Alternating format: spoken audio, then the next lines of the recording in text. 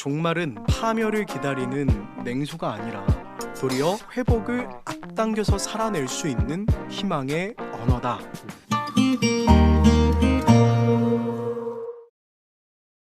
안녕하십니까. 네, 오늘은 김학중 목사의 트렌드 리더 오피니언의 네 번째 글을 트렌드 리딩하는 시간을 가지도록 할 건데요. 기후 우울증 시대에 종말은 파멸이 아닌 회복이다를 네. 주제로 우리가 대화를 나눠보려고 합니다.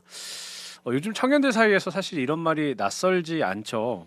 집값이 너무 올라서 아이를 못 낳겠다. 또 불타는 지구에 아이를 낳는 것이 뭐 희망이 없고 죄책감이 든다. 뭐 이런 말들 많이 주고받는 것 같습니다.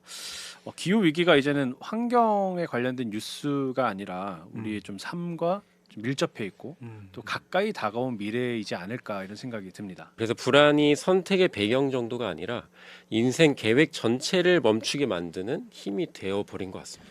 맞습니다. 그래서 이 오피니언도 바로 그 지점에서 출발을 하거든요. 뭐 기후 변화라고 하는 게 뭐 북극이니 남극이니 아프리카 사막이니 뭐 미국 사막이니 뭐 그런 이야기에서 끝나는 게 아니라 폭염, 폭우, 산불, 가뭄 이런 것들이 반복되는 현실 속에서 사람들은 막연하게 걱정하는 게 아니라 지금 이제는 사실상 피부로 와닿는 체험들을 하고 있다라는 것이죠. 그래서 기후 우울증이라는 말은 과장되거나 뭔가를 이렇게 감싸고 크게 보이게 하는 말이 아니라 오늘날의 시대를 잘 나타내는 말이 되었다라는 겁니다. 결국 오늘 대화는 환경 보호에 대해서 좀 이제 나열하는 시간이나 또 그런 걸 소개하는 시간이 아니라 어쩌면 절망의 시대, 그죠? 또 희망이 없는 시대에 교회가 어떤 복음의 언어로 이 위기를 극복할 것인가, 뭐 이런 이야기를 나눌 수 있다고 생각을 합니다. 맞습니다. 또 청년들이 또 이런 기후 문제가 왜 출산 포기로 이어지는지 우리가 좀 고민해 보면 좋겠습니다. 출산을 미루는 이유를 말하면 경제 문제, 그리고 경력 단절, 그리고 주거 문제가 먼저 나왔거든요. 근데 이제는 그 위에 기후 위기라는 전 지구적 불안이 더해지고 있습니다. 그럼 이 변화는 무엇을 보여준다라고 말할 수 있을까요? 저도 이 변화를 되게 유심히 지켜봤는데 이게 청년들이 단순히 비용 계산하고 돈 계산하는 거에서 끝나는 게 아니다라는 걸 보여준다는 게 참 중요하다. 이제 많은 청년들 그리고 청년들뿐만 아니죠. 앞으로 많은 세대들이 이 세계가 과연 다음 세대가 살아갈 만한 곳일까라는 질문을 계속 되뇌고 있다라는 겁니다. 그러니까 오늘의 불안은 뭐 월급이나 아니면은 내가 뭐 투자를 어떻게 하느냐 이런 문제가 아니라 지구 자체가 안전한 삶의 터전의 역할을 할 수 있는가 하는 그 질문과 연결이 되는 거죠. 그러니까 아이를 낳는 문제조차 이게 축복의 상징이 되는 게 아니라 내가 이 아이를 잘 키울 수 있나? 이 아이가 나중에 날 왜 이런 세상에 태어나게 했는지 불평하고 원망하고 그러면 어떡하지? 하는 그런 두려움 그리고 그런 죄책감 속에서 논의되기 시작한 것이죠. 그래서 이게 기후 우울증이 단순히 어떤 기분이 좋고 나쁘고 하는 그런 상태를 이야기하는 것이 아니라 내일을 긍정적으로 바라보는 어떤 희망이 무너지는 일이다. 계절의 질서가 흔들리고 해마다 더 심한 재난 소식을 접하게 되면서 사람들은 지구가 그리고 우리가 살아갈 터전이 앞으로 더 좋아질 것이다 라는 신뢰를 잃어가는 겁니다. 그렇기 때문에 이 오피니언이 절망이 우리 시대의 일상적인 그런 감정이 되었다라는 사실을 정말 날카롭게 지적합니다. 네, 그렇습니다. 개인이 유난히 예민해서가 아니라 네. 사회 전체가 미래를 불안하게 체험하도록 만드는 조건이 쌓여왔다는 말일 것 같습니다. 맞습니다. 그렇다면 이 불안이 얼마나 보편적인 현상인지 그리고 왜 이렇게 깊어졌는지 우리가 더 들어갈 필요가 있겠습니다.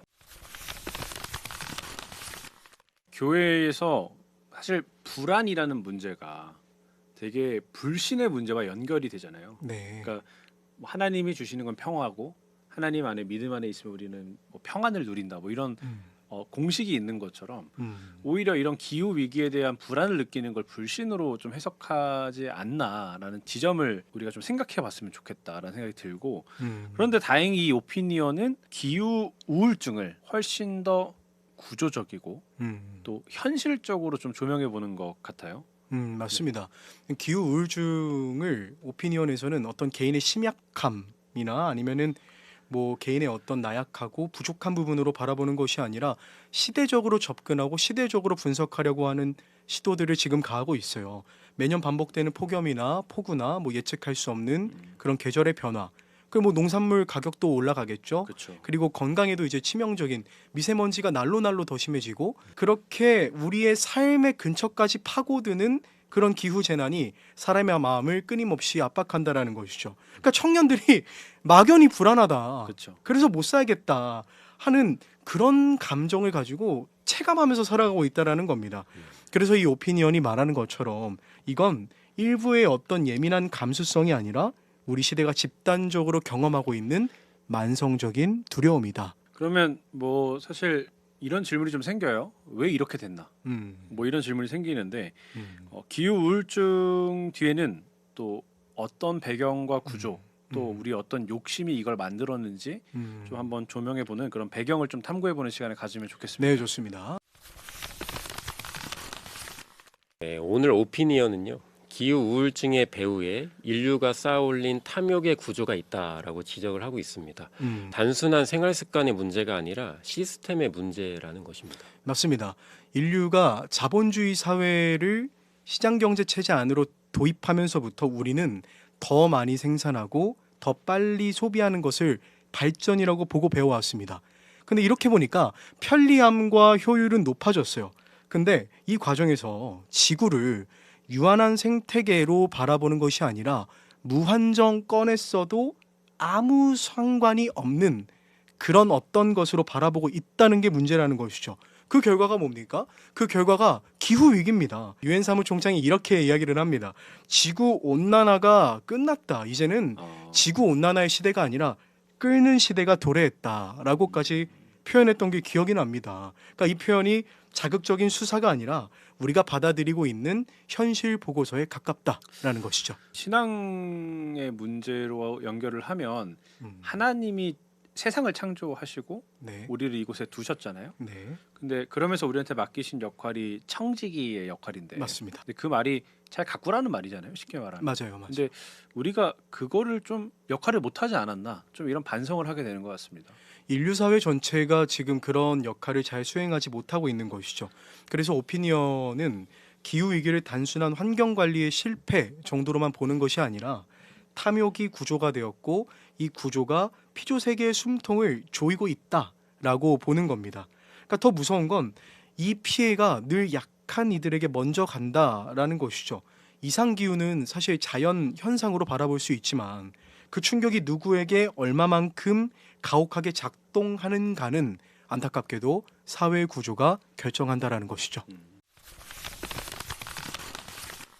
뭐 최근에 뭐 이제 뭐 홍수가 나거나 뭐 산불이 나거나 이랬을 때 종종 이제 어떤 몇몇 그 설교들을 들어보면 이거를 이제 심판이나 말세의 징조로 해석하는 것들을 좀 보거든요. 근데 김학중 목사님의 오피니언은 이 지점에 대해서 어떻게 좀 비판하는 입장을 가지고 계신 것 같아요? 네, 비판을 하고 있죠. 그리고 더 나아가서 핵심을 제안하시는데요. 핵심이 뭐냐? 세상이 어차피 불타서 없어질 곳이니까 이 땅에 미련을 둘 필요가 없다라는 식의 종말론. 이 종말론은 신앙처럼 보이지만 실제로는 책임 회피와 방관을 정당하기 쉽다라고 지적하고 계시고요. 그렇게 되면 교회는 피조 세계의 신음 앞에서 위로하고 돌보는 공동체가 아니라 그냥 절망을 종교 언어로 번역해주는 그런 그 정도의 공동체가 된다라는 것이죠. 사실 사회적으로도 그 메시지는 굉장히 위험합니다. 네, 이미 불안에 짓눌린 청년들에게 어차피 다 끝날 세상이라는 말을 반복하다 보면 행동할 이유도 연대할 이유도 사라지기 때문이겠죠. 맞습니다. 하나님께서 창조하시고 보시기에 심히 좋았다고 선언하신 세계를 우리가 무슨 너무 쉽게 폐기 가능한 그런 배경처럼 우리 손아귀에 있는 것처럼 마음대로 다룰 순 없죠. 그러니까 종말을 핑계로 현재의 책임을 포기하려고 하는 그 행동 자체는 성경적 희망이 아니라 종교적인 허무주의에 매우 가깝다라는 겁니다. 그래서 오피니언은 파멸의 종말론이 아니라 희망의 종말론을 회복해야 한다라고 촉구하고 있는 겁니다. 보통 사람들은 종말이라고 하면 무너짐, 파괴, 최후 심판 같은 이미지부터 떠올리게 됩니다. 그런데 이번 오피니언은 종말을 완전한 회복의 언어로 다시 설명합니다. 네, 완전한 회복 정말 중요한 표현인데요. 기독교가 기다리는 종말이 어떤 종말이냐에 대한 이해가 필요한 것 같아요. 이 종말이 모든 것이 사라져버리는 허무한 끝이 아니라 죄와 탐욕으로 훼손되어 버린 이 창조 세계가 하나님의 통치 안에서 아주 완전히 완성되는 그 순간을 뜻합니다.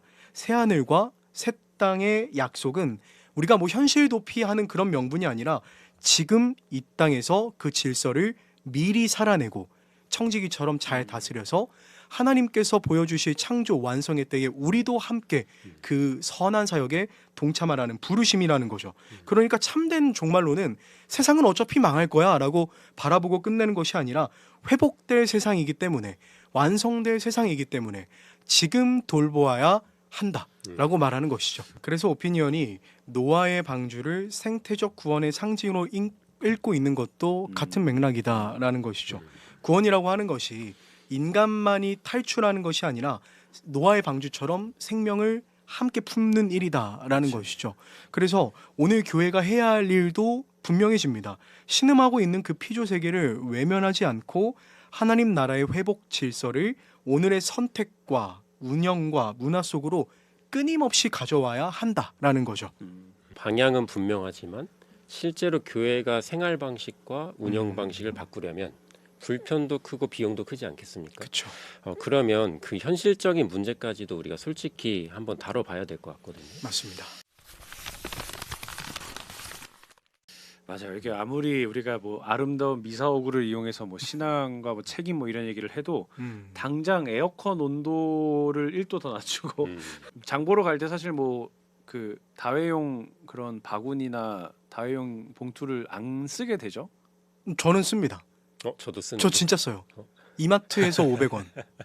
저는 시청자분들의 입장에 서있기 때문에 대부분은 그러시더라고요. 그러니까 뭐 친환경으로 살자 하면 우리가 불편하자라고 말하는 것 같다고 생각을 해요. 그래서 우리가 좀 잘 안 하게 되는 거죠, 사실.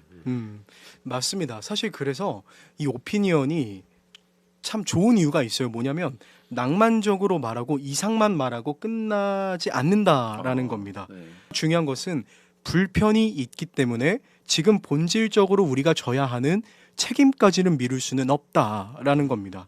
지금 기후 행동이라고 하는 건 단순한 옵션, 우리가 추가하고 더하고 빼고 뭐 할 것의 문제가 아니라 생존의 문제고, 교회에게는 어떻게 살아가야 할지에 대해서 삶으로 증명해내는 신앙 고백의 문제다라는 겁니다. 신앙 고백의 문제다. 네. 마지막으로 교회가 세상에 나눌 수 있는 뭐 구체적인 화두, 그러니까 정말 구체적인 화두를 한 3가지로 정리해 보면 어떨까 싶습니다. 첫째로 제가 말씀드리고 싶은 건 생태적인 회개입니다. 이게 단순히 쓰레기를 덜 버리자라는 걸 넘어서서 우리는 그동안 죄를 지나치게 개인의 윤리 차원으로만 말해왔다라는 것을 말씀을 드리며, 무분별한 소비나 편리함만을 추구하는 그런 문화, 성장만을 찬양해 왔었던 이런 구조 안에서 우리가 어떤 방식으로 피조 세계를 새롭게 병들게 했는지를 함께 돌아봐야 한다라는 것이죠. 강단과 교육부서가 이 문제를 사실 정면에서 다루어야 합니다. 둘째로 이제 탄소 중립을 향한 교회 운영의 전환이 필요하다라는 것이죠. 뭐 주보나 인쇄물, 뭐 냉난방, 건물 에너지 효율, 뭐 일회용품 사용, 뭐 교회 부지 활용, 그 모든 것들이 포함이 됩니다. 작아 보여도 실제로 실천해 나가면서 이런 공간과 습관과 우리의 삶으로 증언하고 증명해내는 것들이 필요하다라는 겁니다. 3번째는 기후 환대와 연대 그룹입니다. 네. 저는 이 제안이 특히 좋은데요. 기후 우울증은요, 정보 부족보다 이 정서적 고립이 더 큰 문제일 때가 많거든요. 맞습니다. 그러니까 막연한 불안에 짓눌린 청년들이나 아니면은 재난에 취약한 그런 이웃들을 위해서 교회가 함께 말하고 함께 실천하는 그런 작은 공동체들을 끊임없이 세워야 합니다. 서로의 불안을 가볍게 여기지 않는다는 것이죠. 공감하는 것이고, 일상에서 가능한 행동을 함께 설계해 나가고, 무력감을 뭐로 바꿔야 됩니까? 연대의 감각으로 바꾸는 것이다. 교회가 이런 방파제가 될 수 있다면 세상은 교회를 어떤 심판의 확성기나 그냥 끼리끼리만 노는 그룹으로 보는 것이 아니라 회복의 피난처로, 사회의 대안으로, 경험하고 바라보게 될 것이라는 것이죠. 결국 뭐 세 가지 제안을 정리해 보면 이렇습니다. 회개하고 네. 바꾸고 네. 함께 견디는 것. 네. 그리고 말만 하는 공동체가 아니라 삶의 방식으로 희망을 뭐 이렇게 표현할 수 있을 것 같은데 번역하는 공동체가 되자. 좋네요. 네. 네.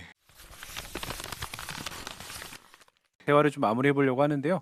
이제 마무리 발언 부탁드립니다. 저는 오늘 이야기를 나누면서 기후 위기가 단지 환경 담론이 아니라 청년의 미래 감각과 그리고 공동체 윤리 그리고 사회 구조의 정의 문제까지 함께 다루고 있다라는 것이 더 선명해지는 시간이었던 것 같습니다. 저는 이 문장을 좀 남기고 싶습니다. 종말은 파멸을 기다리는 냉소가 아니라 도리어 회복을 앞당겨서 살아낼 수 있는 희망의 언어다. 교회가 이 희망을 설교하고 그냥 말로만 하고 끝나는 것이 아니라 우리가 할 수 있는 작은 시도들을 통해서 보여준다면 그럼 그것이야말로 기후율중 시대의 복음이 새롭게 들리는 방식이 되지 않을까 싶습니다. 이렇게 정리해 보고 싶습니다. 불타는 지구에서 교회만 꺼내서 구원하는 것을 하나님이 바라실까라는 질문이 우리 마음속에 남는 것 같고요. 트렌드 리더의 이제 오피니언이 던진 질문처럼 우리 공동체는 다가오는 파멸을 외치는 그냥 방관자의 예언이 아니라 상처 입은 세상을 돌보고 그들에게 위기를 외치며 함께 그 세상을 가꾸어가는 노력이 필요한 교회가 되어야 되지 않을까 이렇게 정리해 볼 수 있을 것 같습니다. 오늘까지 이제 지금까지 김학중 목사님의 트렌드 리더를 가지고 함께 리딩하는 시간을 가졌는데 이 시간을 통해서 여러분들이 가지고 있는 주변의 기후 위기가 눈에 들어오시기를 바라고 그것을 통해서 우리의 손과 발에 행동이 있기를 간절히 원합니다. 우리 그러면 다음 시간에 만나겠습니다. 안녕. 안녕.